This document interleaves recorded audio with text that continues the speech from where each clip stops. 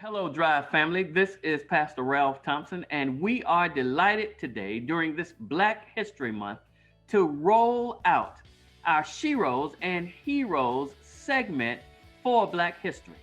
Whether you know it or not, this time it's personal.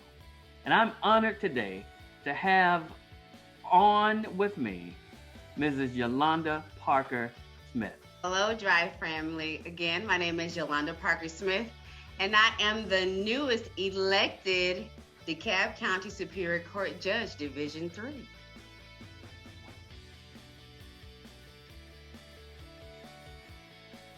I've always loved being a servant. Judges have a critical and important job in making sure that all citizens are treated fairly, that all citizens, no matter their position or lack of power or wealth, that they are given due process and that they are protected from the arbitrary reach of the state. So I just make sure that everyone is treated with respect, with dignity, and fairness. So that's what I love about my job. I tell people that Superior Court judges have a very critical position. They can take your freedom, they can take your property, and they can also take your life.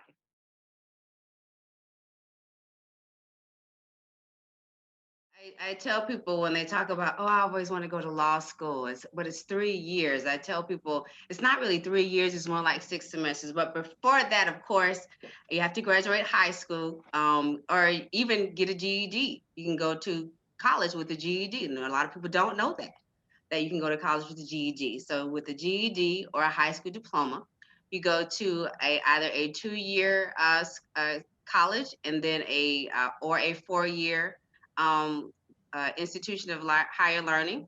You then take the LSAT. And again, I tell people you can major in anything and apply to law school. It doesn't have to be political science. It doesn't have to be pre-law. I tell people jokingly that you can major in basket weaving.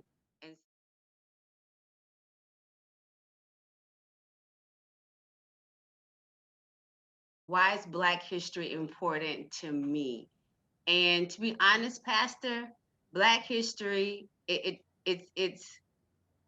celebrates, it honors a group of people that have overcome and overcame and succeeded and excelled.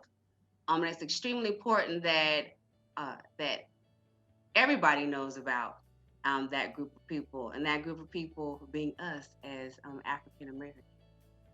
That we are celebrated for our richness, for the things that we have done to enrich the society that we currently live in, for the things that we have done to make this country what it is today. That's why Black history is extremely important to me, because it's a celebration of a people who have basically excelled and continue doing it on a daily basis. It should be celebrated on a daily basis.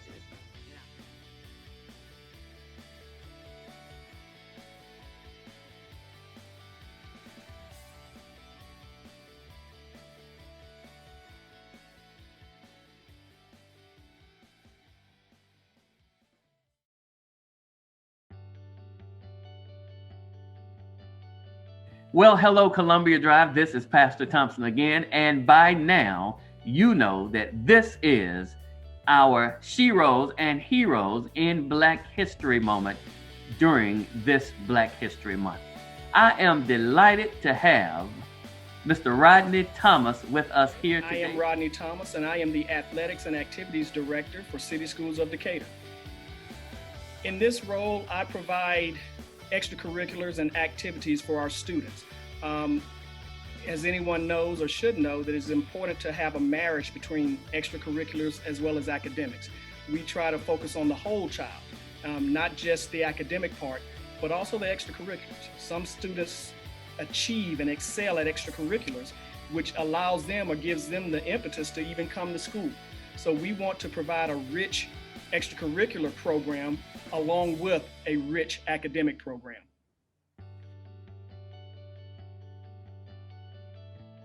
I try to coach up and always try to lend an ear and make sure everything is going smoothly. Pretty much the entire athletic extracurricular activities program in City Schools of Decatur, I have my hands in. My staff and I have our hands around.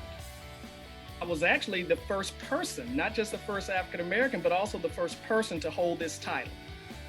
Students, and I'll just go from the here and now, talk about the here and now. We have students who are sit in front of a computer screen 10 to 12 hours a day. And so they need an outlet. And so we've been, through a lot of diligence, we've been able to allow them to have extracurriculars, activities. And what we do is we want these kids to have something, some semblance of normalcy within this pandemic. So we're careful. We established protocols to try to mitigate COVID as best we can, and just to give these kids an opportunity to do something outside of their homes.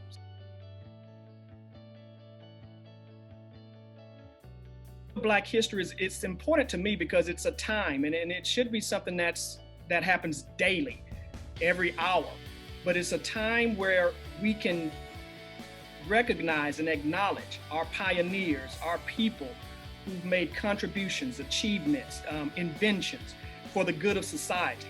And it gives us this snapshot, this 1 month, for us to highlight and bring that to the forefront. And like I said, it should be done daily and hourly and by the minute. But we don't hear about each other. We don't hear about our people who have done or who are doing great things. So Black history is important to me for this reason. I would say having a dream and being diligent and disciplined enough to chase that dream. And also by remembering that you make footsteps throughout life and you are remembered by those footsteps. And so your reputation follows you wherever you go. And I think you have to be aware of the things you do, how you treat others, how you live your life. And I think that's first and foremost. And as I said, education is key. Really being serious about education, because education gives you opportunities, it gives you options. And as long as you have those, you can achieve anything.